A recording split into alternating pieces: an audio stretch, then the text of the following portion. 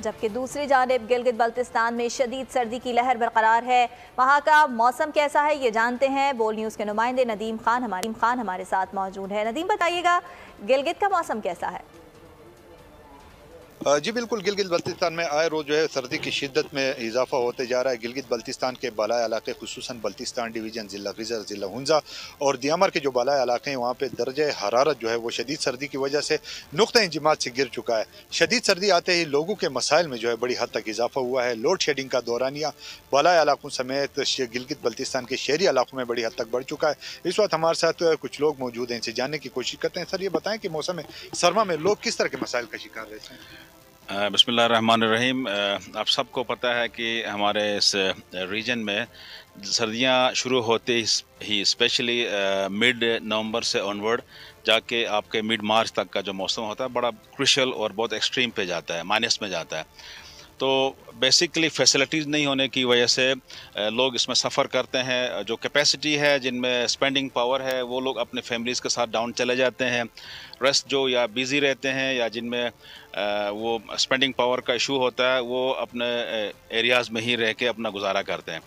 लेकिन ऐसा है कि हमारे इस रीजन में सबसे जो मेन इशू है, जो पॉइंट है, वो इलेक्ट्रिसिटी का इशू है यहाँ पे। जी, वसाइल मौजूद होने के बावजूद गिलगित बल्तिस्तान का पूरा इलाका जो है वो अंधेरे में डूबा हुआ है और तवील लोड शेडिंग की वजह से जहाँ बिजली के नदीम, आपने अपडेट किया, आपका शुक्रिया। जबकि दूसरी जानिब गिलगित बल्तिस्तान में शदीद सर्दी की लहर बरकरार है।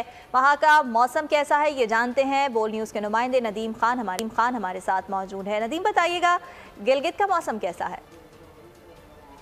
जी बिल्कुल, गिलगित बल्तिस्तान में आए रोज़ जो है सर्दी की शिद्दत में इजाफा होते जा रहा है। गिलगित बल्तिस्तान के बालाई इलाके खुसूसन बल्तिस्तान डिवीज़न, ज़िला गिज़र, ज़िला हुंज़ा और दियामर के जो बालाई इलाके हैं वहाँ पे दर्जे हरारत जो है वो शदीद सर्दी की वजह से नुक़्ता इंजमात से गिर चुका है। शदीद सर्दी आते ही लोगों के मसाइल में जो है बड़ी हद तक इजाफा हुआ है। लोड शेडिंग का दौरानिया बालाई इलाकों समेत गिलगित बल्तिस्तान के शहरी इलाकों में बड़ी हद तक बढ़ चुका है। इस वक्त हमारे साथ कुछ लोग मौजूद हैं, इनसे जानने की कोशिश करते हैं। सर, ये बताएं कि मौसम सरमा में लोग किस तरह के मसाइल का शिकार रहते हैं?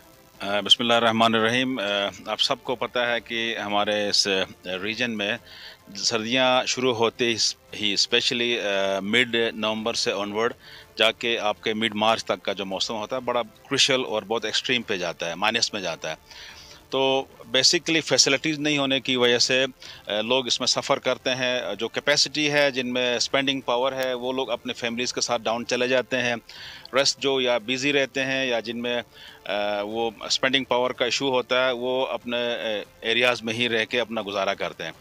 लेकिन ऐसा है कि हमारे इस रीजन में सबसे जो मेन इशू है, जो पॉइंट है, वो इलेक्ट्रिसिटी का इशू है यहाँ पे। जी, वसाइल मौजूद होने के बावजूद गिलगित बल्तिस्तान का पूरा इलाका जो है वो अंधेरे में डूबा हुआ है और तवील लोड शेडिंग की वजह से जहाँ बिजली के नदीम, आपने अपडेट किया, आपका शुक्रिया।